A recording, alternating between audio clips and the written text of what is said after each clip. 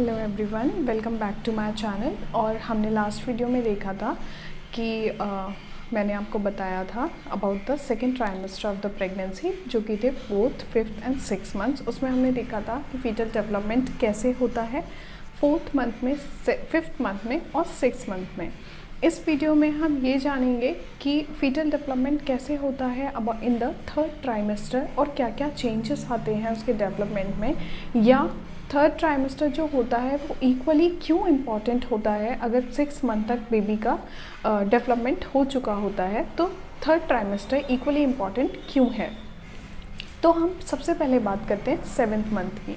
7th month में क्या होता है कि फीटस जो है वो पूरी तरह डेवलप हो चुका होता है, उसके हर एक अंग प्रत्यंग बन चुके होते हैं, लेकिन उसका जो फर्दर डेवलपमेंट है वो हमारा 7th मंथ में होता है। 7th मंथ इक्वली इम्पॉर्टेंट इसलिए भी है क्योंकि जो लेडी होती है वो अपने आप को एक्सीडिंगली डेफिशिएंट फील करने लगती है हर एक एक्सपेक्ट में, क्योंकि जो फीटस होता है वो हर एक एक्सपेक्ट में बढ़ना शुरू हो जाता है। ठीक है, उसका जो डेवलपमेंट है हर एक तरीके से होने लगता है, चाहे वो ब्रेन, हार्ट, लंग्स, ऑर्गन कह लो, या फिर बोन्स का कह लो, या फिर कॉम्प्लेक्शन का कह लो। जो भी आप डेवलपमेंट आप अंडरस्टूड, डेवलपमेंट वर्ड से अंडरस्टूड कर रहे हैं, वो सारे डेवलपमेंट 7th मंथ में होने लगते हैं। फिर आते हैं हम 8th मंथ पे। 8th मंथ क्यों होता है, इम्पॉर्टेंट क्यों है, और 8th मंथ में डिलीवरी क्यों नहीं हो सकती, या 8th मंथ की डिलीवरी को हम डिले करने की कोशिश क्यों करते हैं। हम क्यों ये सोचते हैं कि हमारी जो भी हमारे पेशेंट्स हैं उनकी डिलीवरी जो है वो 9 मंथ्स में ही हो, या 9 मंथ ही क्यों इम्पॉर्टेंट कंसिडर किया गया है for the delivery. 8th month जो होता है उसमें आयुर्वेद के अकॉर्डिंग ओजस का ट्रांसफॉर्मेशन होता है मदर से फीटस में, फीटस से मदर में, जो कि एक बहुत ही क्रूशियल कंडीशन बन जाती है दोनों के लिए। तो अगर 8th मंथ में डिलीवरी होती है तो वो सर्वाइविंग के लिए या फिर वो डेडली होता है both for the mother and the child. 8th month में ओजस जो होता है वो अस्थिर रहता है, ना ही वो मदर में रहता है ना ही वो फीटस में रहता है, वो दोनों में ट्रैवल करता है। ठीक है, इसलिए 8th मंथ जो होता है वो बहुत ही ज़्यादा क्रूशियल कंसीडर किया जाता है।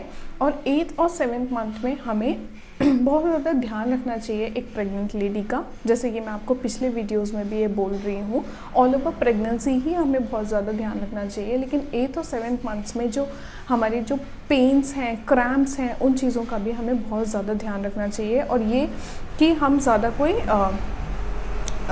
एब्डोमेन मसल्स पे वेट वगैरह ना उसके डलवाएं प्रेग्नेंट लेडी के, ये सब हम लोगों को बहुत ध्यान रखना चाहिए। जो 9th मंथ है, जो 9th मंथ का फर्स्ट डे है, वो लेबर के लिए कंसीडर किया जाता है। From the very first day of the 9th month कभी भी लेबर पेन हो सकते हैं, और वो लेबर पेन 10 मंथ्स तक नॉर्मल है।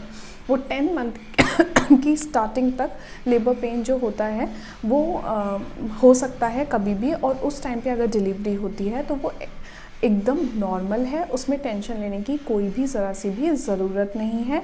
अगर इससे ज़्यादा फीटस मदर के पेट में रहता है तो वो ज़रूर एबनॉर्मल सिचुएशन कंसीडर की जाती है। इससे ज़्यादा फीटस को मदर के पेट में नहीं रखा जाता है।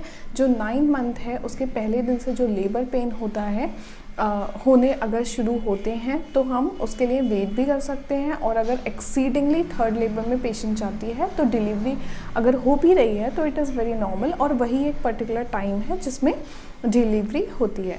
तो ये बात की थी हमने प्रॉपर एक फीटल डेवलपमेंट के बारे में। इस वीडियो को मैंने 3 पार्ट्स में डिवाइड किया था एज जो मैंने आपको बोला। तो ये पूरा प्रॉपर फीटल डेवलपमेंट मैंने आपको समझाने की कोशिश की है। अगर आप इससे रिलेटेड कोई और वीडियोस देखना चाहते हैं या पर्टिकुलर किसी टॉपिक के बारे में कोई जानकारी मुझसे चाहते हैं तो प्लीज़ मेरे चैनल को लाइक, सब्सक्राइब और शेयर करिए। जितना आप शेयर करेंगे लोगों तक ये चीज़ें पहुँचेंगी। और कमेंट सेक्शन में मुझे बताइए कि आपको मेरे वीडियो कैसा लगा और आप नेक्स्ट टॉपिक कौन सा देखना चाहेंगे मेरे से। Till then bye, thank you and have a nice day.